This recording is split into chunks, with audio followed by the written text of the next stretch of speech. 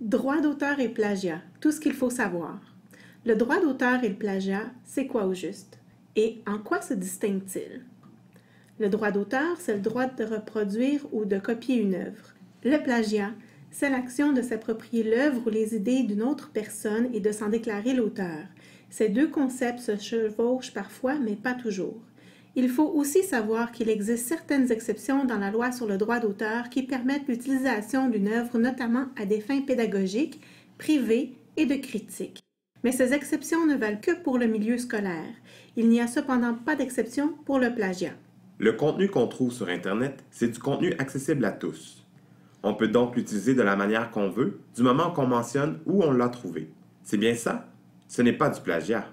Pas nécessairement. Tout dépend de l'utilisation qu'on en fait. Ce ne sera peut-être pas du plagiat, mais ce pourrait être une infraction aux règles sur le droit d'auteur. Par exemple, si je copie de l'information à partir d'un site web et je mentionne le site web et l'auteur, ce n'est effectivement pas du plagiat. Si le site web d'où je tire l'information ne permet pas d'utiliser son contenu sans permission, alors là, j'enfreins la loi sur le droit d'auteur. Les gens ont tendance à croire qu'ils peuvent utiliser tout ce qu'ils trouvent sur Internet de n'importe quelle manière sans même prendre le soin de mentionner d'où cela provient. Ils font totalement erreur. La plupart des sites web ont leurs propres conditions d'utilisation. Ces conditions varient d'un site à un autre. La loi sur le droit d'auteur contient certaines exceptions. Toutefois, la meilleure façon de savoir si vous pouvez utiliser de l'information trouvée sur un site web est d'en consulter les conditions d'utilisation.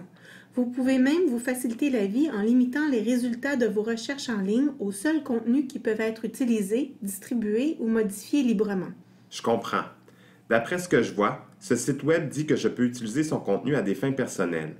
Ça veut dire que je peux copier et coller l'information dont j'ai besoin dans mon travail, n'est-ce pas? Aucun problème de droit d'auteur ici. C'est ça. Mais n'oublie pas de mentionner d'où provient l'information, sinon ce sera du plagiat. Il faut donc que je vérifie les conditions d'utilisation chaque fois que je veux utiliser du contenu et que je mentionne la source du contenu. Je peux aussi utiliser une fonction dans un moteur de recherche pour limiter les résultats que j'obtiens au seul contenu que je peux partager ou modifier librement. De plus, il y a du contenu protégé par les droits d'auteur que je peux utiliser à certaines conditions. Et les vidéos sur YouTube, est-ce que je peux les utiliser? Elles sont disponibles pour tout le monde gratuitement. Tu peux donc faire ce que tu veux, visionner, partager, remixer pour créer tes propres vidéos. Pas tout à fait. Tu peux partager ou montrer toutes les vidéos YouTube que tu veux, pour autant que les vidéos elles-mêmes n'enfreignent pas la loi sur le droit d'auteur. Et comment puis-je le savoir? Vérifie qui a publié la vidéo, c'est généralement un bon indicateur. La personne qui l'a mise sur YouTube semble-t-elle en être la propriétaire? Si tu sais que le contenu présenté appartient à une certaine entreprise et que ce n'est pas cette entreprise qui l'a mis sur YouTube, il y a de fortes chances qu'il ne soit pas en conformité avec la loi sur le droit d'auteur. Pour savoir qui a publié une vidéo sur YouTube, tu n'as qu'à regarder le nom qui paraît à l'écran sous le titre de la vidéo. Cette information se trouve juste sous la vidéo, du côté gauche de l'écran. On ne peut pas faire tout ce qu'on veut finalement. Pour savoir en quoi il est permis d'utiliser une vidéo, tu peux en lire la description et repérer les liens ou la mention de permission de publier de l'auteur.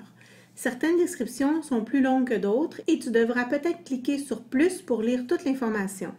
Si l'origine ou la légalité de la vidéo semble douteuse, il y a de fortes chances qu'elle ne respecte pas la loi sur le droit d'auteur. Tu devrais t'abstenir de l'utiliser. Vérifie aussi la licence de la vidéo. Si tu vois qu'il s'agit d'une licence YouTube standard, tu peux visionner ou partager la vidéo, sauf indication contraire de la part du propriétaire de la vidéo. Si elle est sous licence Creative Commons, tu peux non seulement la visionner et la partager, mais tu peux aussi la remixer pour créer une nouvelle vidéo. C'est génial de remixer des vidéos.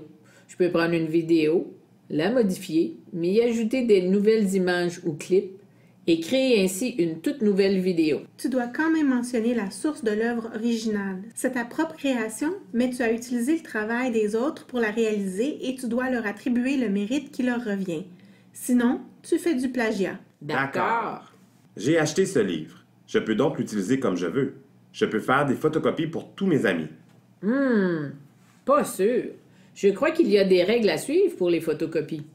Tu as acheté un exemplaire de ce livre, mais pas les droits de le photocopier. Mais je n'ai pas l'intention de vendre les photocopies, ni rien d'autre de ce genre. Peu importe, sans l'autorisation écrite du titulaire du droit d'auteur, tu n'as pas le droit de reproduire le livre. Il y a toutefois des exceptions dans la loi sur le droit d'auteur qui te permettent de reproduire des extraits du livre sous certaines conditions. Il y a aussi des organisations qui s'occupent de payer les propriétaires du droit d'auteur en contrepartie de la reproduction de leur œuvre. N'oublie jamais de vérifier si tu peux utiliser le contenu que tu trouves de la manière souhaitée et de l'attribuer à son auteur pour éviter d'enfreindre la loi sur le droit d'auteur ou de commettre un plagiat. Utilise des citations placées entre guillemets, dis les choses en tes propres mots ou résume-les, et attribue toujours le mérite de l'œuvre à son auteur.